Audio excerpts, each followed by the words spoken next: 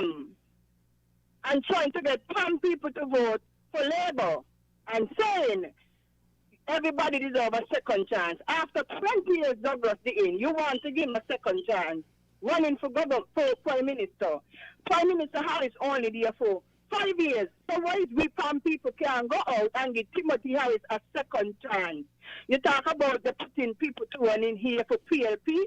Whether he put people in East Bastia, Central Bastia, everybody come under one umbrella right now as the name Team Unity. So it doesn't matter who party you support. Thank you. This thing why I'm talking about good governance is a password that I could get put in your password and get and Timothy and all I see is Timothy. I ain't see nothing else. Thank and you. when you say I leave the party, you Terry Dwyer and I and 20 Frenchmen can be wrong. If 20 Frenchmen set out after one person and all of them hold one head, all are you wrong. So what all are you doing all is wrong. 2015 are you come and Labour was so bad. And now are you coming back 2020 when people will see better, doing better, feel better, and want to put them back in pieces. And I want in all your PAM people, you take sleep and remember that because Douglas they have the love for PAM.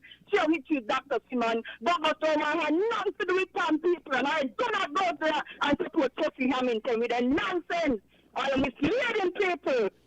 Okay, thank you very Thank much, you. caller. Let's let Chesley answer. I will say to some people, we tend to have selective memory. We say Douglas have been there for 20 years and Timothy have been there for 5. We're forgetting that Timothy was there for 18 of those 20 years. 18 of the 20 years, and he now has 5 as Prime Minister. My math tell me that's 23 years.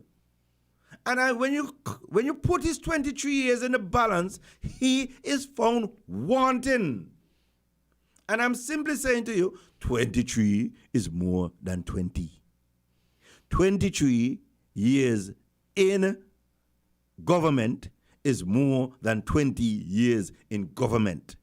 And I'm simply saying to you, Timothy Harris is found wanting. If he was there for 18 years and did nothing, that is a reason to say he was wrong. But we gave him a second chance to then lead for 5.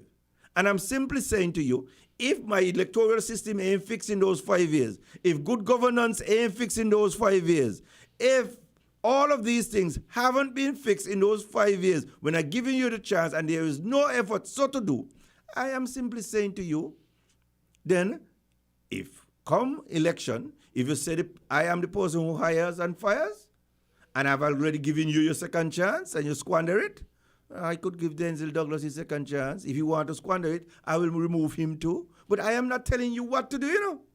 I am telling you what I am doing. Understand that. When I was campaigning, demonstrating, and getting locked up, it was about fixing the system. It was not about money.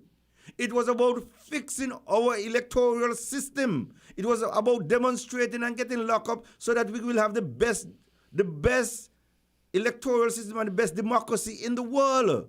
Well, I wasn't trying to do that over money. You still don't have it yet. How optimistic are you that it will I come? will make every whatever successive government happens in the a elections. one-term government until we get the best system.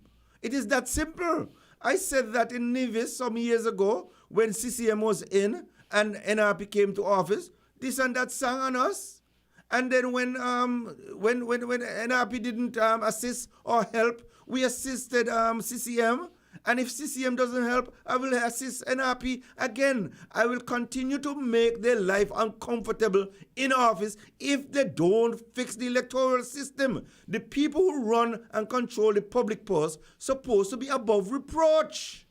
And the system has to be fixed. When we vote for people, we must know that is one man, one vote, and not that the incumbent is trying to cheat and to steal an election from the people. It ain't about them. It is about us. It is what reflects our democracy and how we feel about us. That is what you hold the people up to. If you don't want that kind of system, then don't go in there. Don't put yourself up for election. Okay, we're running out of time. That is the point I'm making, and that is the point I have been making for years.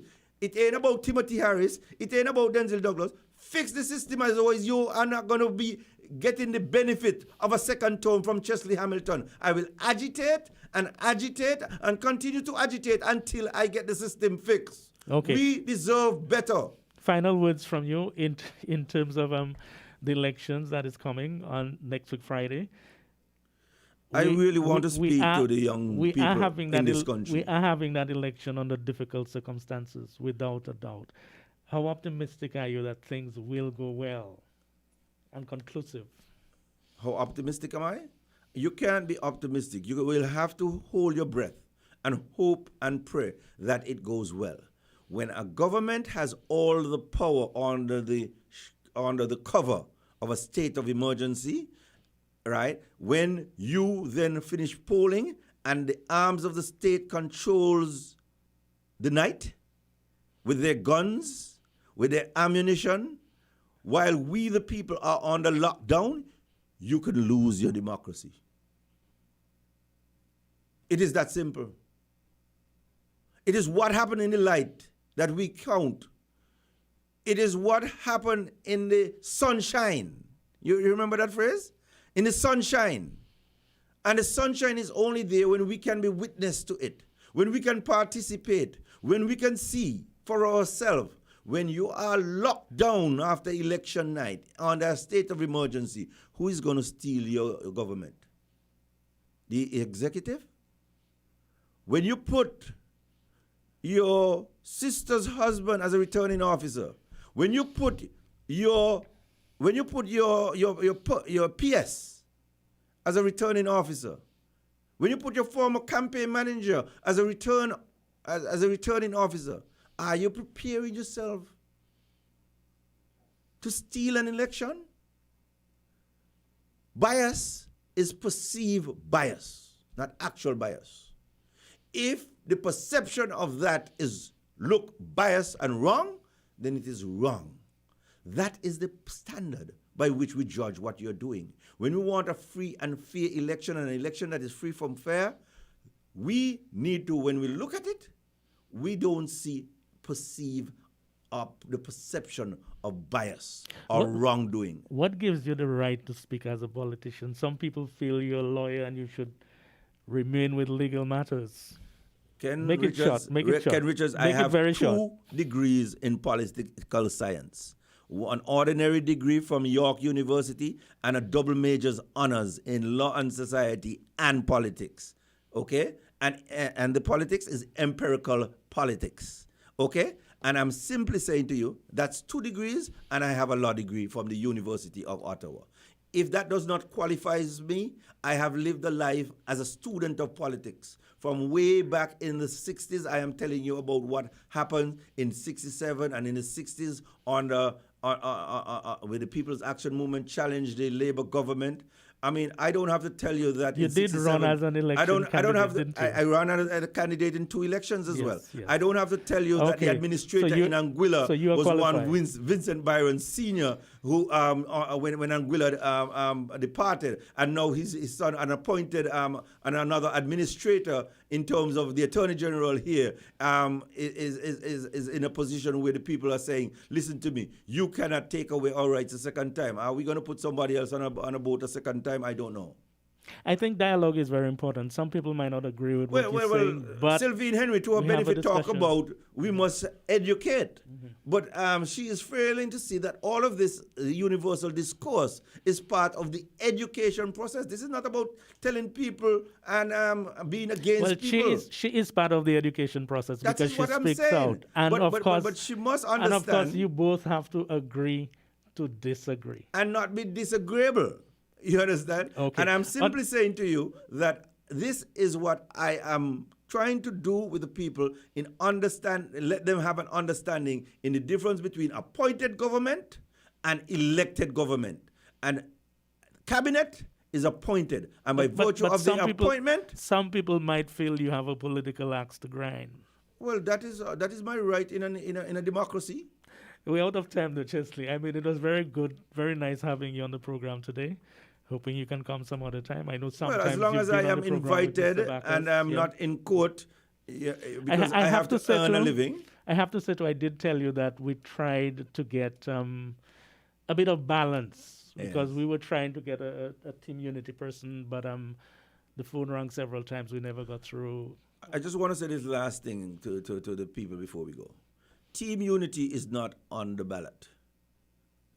St. Kitts Nevis Labour Party, the hand is on the ballot. The PLP, the SAW, is on the ballot. The hat for the People's Action Movement is on the ballot. The hammer for CCM is on the ballot, and the bottle for NRP is on the ballot.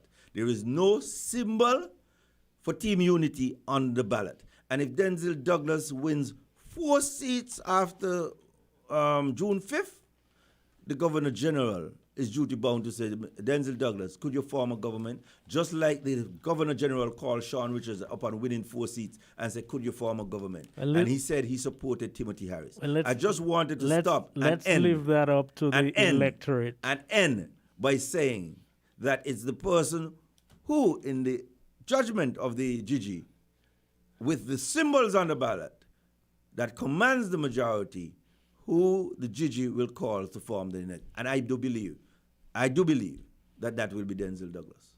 Okay, thank you very much. That's your opinion. All right. It's been good having you listeners on today's Voices program. Join us tomorrow for another program at 11 o'clock. WINN is 98.9. 98.9 is Win FM. Free data with your top up. Enjoy your 1 gigabyte weekend data bonus when you top up today, $25 or more. Share all your fun times at home with your loved ones and stay entertained streaming your favorite online content on the best LTE network. Stay safe and stay connected.